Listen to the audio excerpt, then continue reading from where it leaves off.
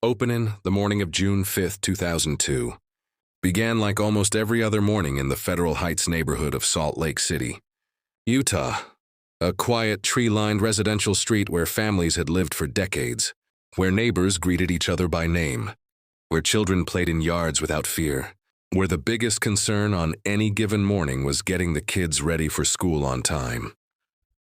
Salt Lake City in the summer of 2002 was a city preparing for something extraordinary. Just 7 months earlier, it had hosted the Winter Olympic Games, and the city was still riding a wave of pride, confidence, and international recognition. Utah felt like a safe place, a proud place, a place where terrible things simply did not happen. At 3:58 in the morning on June 5, 2002, 14-year-old Elizabeth Ann Smart was taken from her bedroom at gunpoint while her family slept. She was not taken by a stranger from a parking lot. She was not grabbed while walking alone at night. She was taken from inside her own home, from the bed she had slept in her entire life, while her parents were in the next room and her younger sister lay asleep just a few feet away. What followed was 9 months of captivity that would test everything Elizabeth Smart had, everything her family believed, and everything law enforcement knew about how to find a missing child. And what followed after those 9 months, the recovery, the advocacy, the extraordinary public life Elizabeth chose to live, became one of the most remarkable survivor stories ever told. This is that story. Every detail, from the night she was taken to the morning she was found, from the failures that nearly let her disappear forever, to the moment a stranger on a street in Sandy, Utah, looked at a woman in a veil and felt something was wrong. To understand what happened to Elizabeth Smart, you need to understand where she came from and who she was.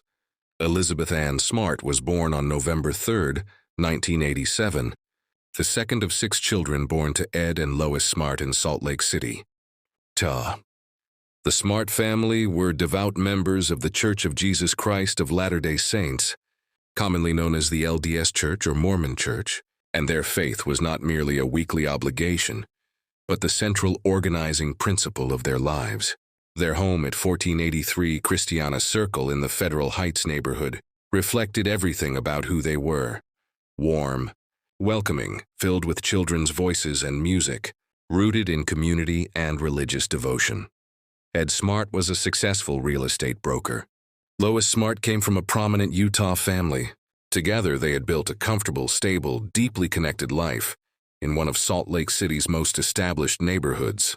Federal Heights sits in the foothills above the University of Utah, a neighborhood of well-maintained homes and mature trees, where the houses are large enough to raise big families, and the streets are quiet enough that children are permitted a degree of freedom that urban parents in other cities might envy.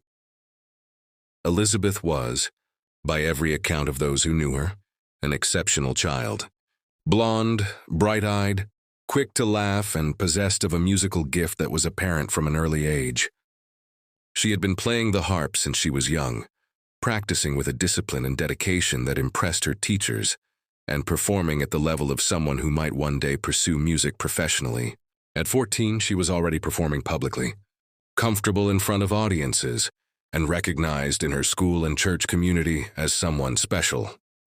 She attended Bryant Middle School and was, by any measure, a normal 14-year-old girl with a normal 14-year-old girl's life, school, friends, family, music, church, summer plans.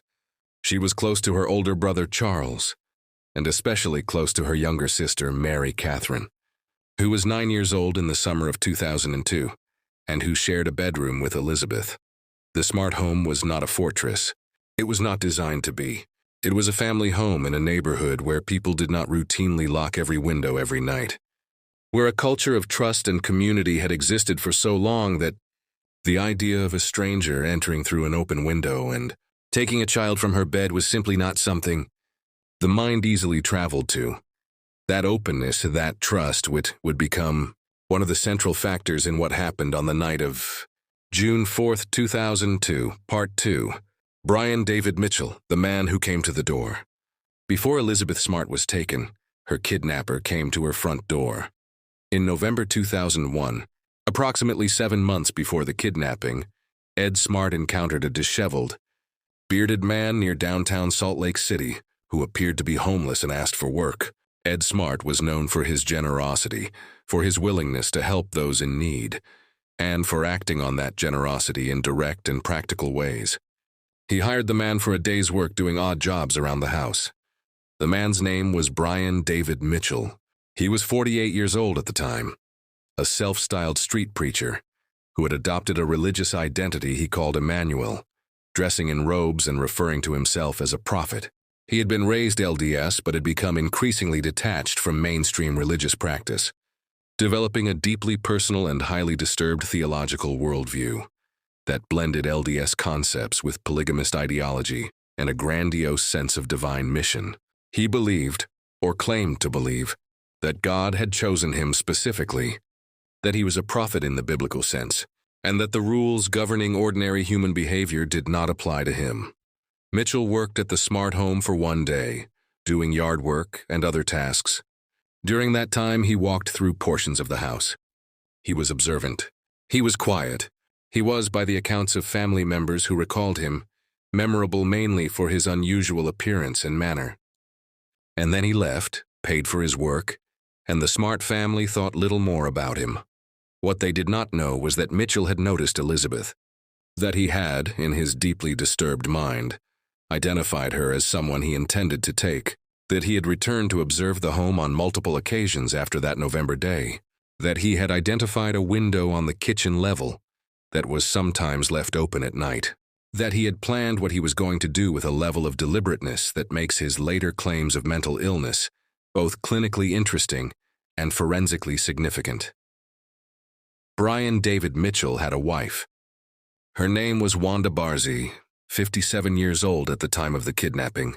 Barzee was a former LDS church member who had become thoroughly subsumed into Mitchell's delusional belief system, accepting his self-proclaimed prophet status and participating fully in his plans. The two lived together on the streets of Salt Lake City, begging and preaching, and they had constructed a private theological world in which Mitchell's directives were divine commands, and Barzee's compliance was an act of religious obedience.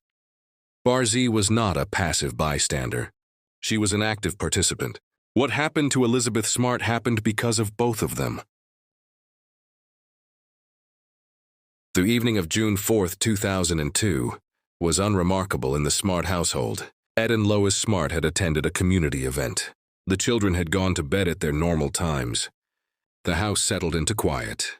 A kitchen window was left open, a common enough practice in early June in Salt Lake City, when the nights are cool enough to make open windows pleasant and the neighborhood feels safe enough to make them risk-free. Mary Catherine Smart, 9 years old, lay in the bed she shared with her older sister Elizabeth in the bedroom they shared on the upper level of the house. She was asleep or close to it when something woke her in the early hours of June 5th. What Mary Catherine experienced next would become one of the most discussed and analyzed accounts in the history of American missing children cases. She did not fully understand what she was seeing. She was 9 years old, newly awake in the dark, and she saw a man standing in the room. She heard him speaking to Elizabeth. She heard Elizabeth say she would go with him if he did not hurt her family. And then she watched, or rather, she lay very still and did not move, as children instinctively do when confronted with something that frightens them and that they cannot understand, as the man led her sister out of the room. The time was approximately 3:58 in the morning. Mary Catherine lay in bed. She did not immediately run to her parents. This is not a fact that reflects poorly on a 9-year-old child. It reflects the reality of what children do when they witness something terrifying and incomprehensible. They freeze, they wait, they hope that what they saw was a dream.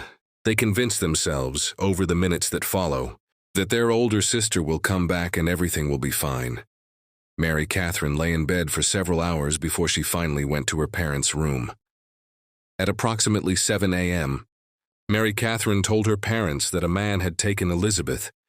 Ed Smart immediately searched the house, found the kitchen window open with the screen removed, and called 911 at 7:15 a.m.